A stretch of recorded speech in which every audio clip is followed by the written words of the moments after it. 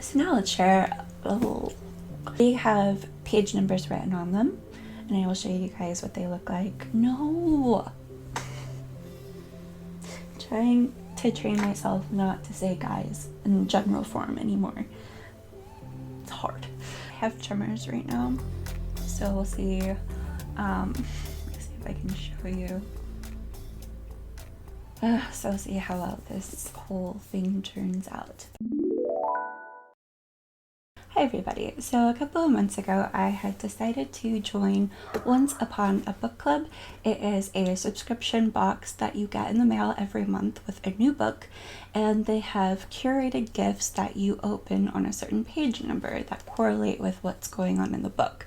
And I absolutely love this idea. I think it's so charming, and I am really excited to now have my first Once Upon a Book Club subscription box. It took a while for me to get this. I think that the company had some sort of distribution problems, and so I definitely was waiting around for the mail every day, checking on it, and then there was an email that was sent out saying that the distribution centers were accidentally sending, I think, like wine boxes to people, and I was so nervous that with my luck that is what would happen. I had waited so long for this box to show up and then it would be the wrong box, but it wasn't. It was my actual book box, so I'm really excited. This is done by Chick Lit Designs, or at least the cover is. I'm not sure if that's the actual company. I didn't really research that much. But yeah, so this is what came. Just hit myself in the face. So when you open the box, you get 3 gifts. I don't know if they're always just 3 or if they change each month, but this month it's 3. And they're wrapped up in really nice packaging, and they have the page numbers written on them. I will show you that in a second. Get the synopsis of the book. And also the author's information, their like social media handles and email, which I think is really amazing because I love to email authors or contact them on social media or write a letter even if I really like their stuff. I just think that's a really nice way for a writer to feel, connected to their audience, and knowing that people enjoy their stuff is always nice. You get a really cute print, which is a quote of the author in the book, which is really cute, and I'll probably hang up on my wall. And you get some really cute stickers. I don't know if this is a thing that they do all the time, but I really like them. I think they're so cute, and I can't wait to use them in my pen pal letters. And you get this little pamphlet, which I think is so adorable.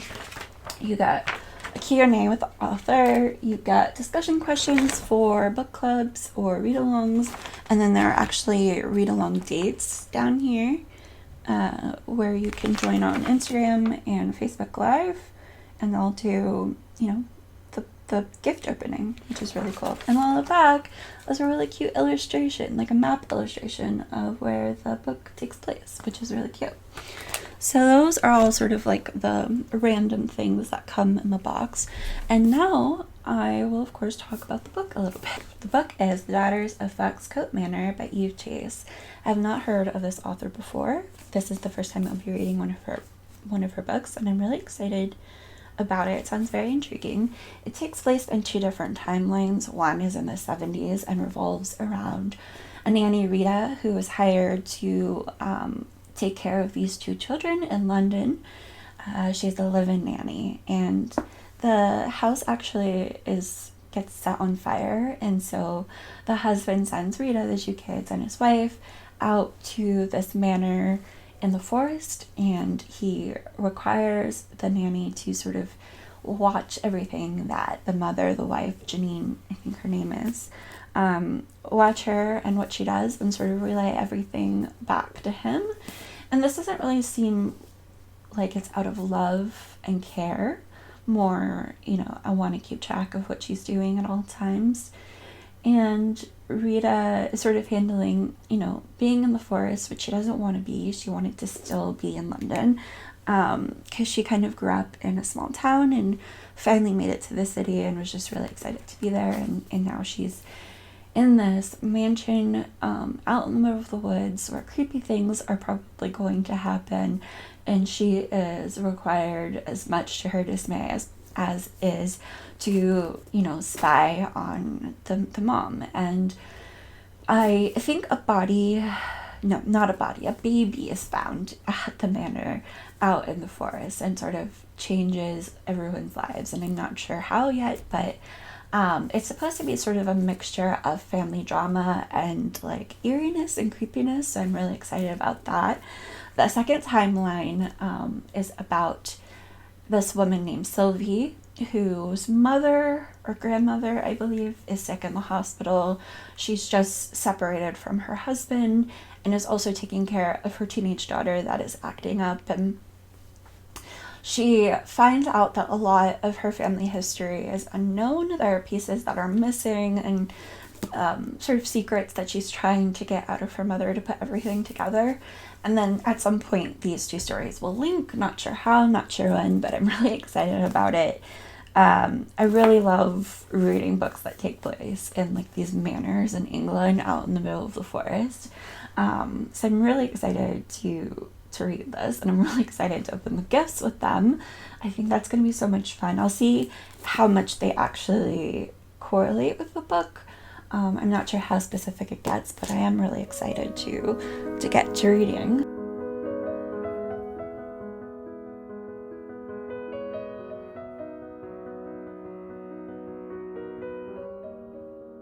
I flipped to page 67 and opened my first gift, a terrarium, a beautiful terrarium with a quote from the book. And that's when I see it, a miniature house the size of a matchbox. So I wanted to share my feelings so far of the book. In the beginning, I was having some brain fog, which comes with chronic illness, and I was having a hard time differentiating the characters from each other. The passing of the two timelines is pretty easy to understand because they always start in a new chapter, and the chapter has the name of the POV written on it. But I was just having a hard time kind of remembering who's who, which daughter is who, and all the names and stuff. So it got a little confusing to me in the beginning, not to the fault of the author, just me. But I am really intrigued by the setting and the secrets that are slightly coming up, whether or not they're as obvious as they seem, or if there's something deeper there, we'll see. I haven't really felt any sort of like creepiness or mystery yet in the book. It's more, for me, a family drama currently. But I'm just nearly to 100 pages, so we'll see if that starts to come into play. And I'll see after I finish the book how I feel about if it's more of a mystery or just a family drama. Because right now, it just seems like a family drama, which is fine. But from the description and some reviews I read, it said that it was kind of creepy as well. So we'll just see when those elements come into play, or the tropes that come into play. But yeah, I'm really enjoying it. I opened one gift so far, but I really do like the idea of this. Opening gifts that correlate with what you're reading in the story. It's really cool. So yeah, not too many thoughts just yet. I'm still pretty early on into the book, but I just wanted to check in and talk about my feelings a little bit.